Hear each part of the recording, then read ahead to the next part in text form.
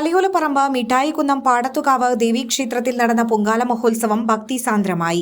ബുധനാഴ്ച രാവിലെ വിവിധ പ്രദേശങ്ങളിൽ നിന്നായി നൂറുകണക്കിന് ഭക്തജനങ്ങളാണ് പാടത്ത് കാവിലമ്മയ്ക്ക് പൊങ്കാല സമർപ്പിക്കാനായി ക്ഷേത്ര സന്നിധിയിൽ എത്തിച്ചേർന്നത്. ക്ഷേത്രത്തിലെ പ്രത്യേക പൂജകൾക്കു ശേഷം രാവിലെ 9-ന് ക്ഷേത്രം തന്ത്രി മനയത്താറ്റ് ഇല്ലത്ത് കൃഷ്ണൻ നമ്പൂതിരി ഭണ്ഡാര അടുപ്പിലേക്ക് അഗ്നി പകർന്നു.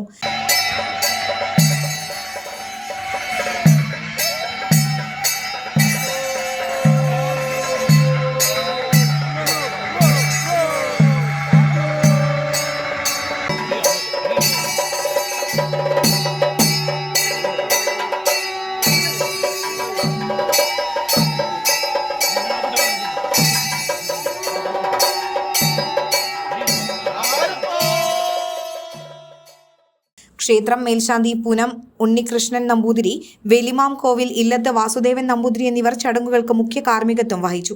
ക്ഷേത്രോപദേശക സമിതിയുടെ നേതൃത്വത്തിലാണ് പൊങ്കാല മഹോത്സവം നടന്നത്. തുടർന്ന് ഗണപതി നിവേദ്യം, പൊങ്കാല സമർപ്പണം, പൊങ്കാല സദ്യ എന്നിവ നടന്നു.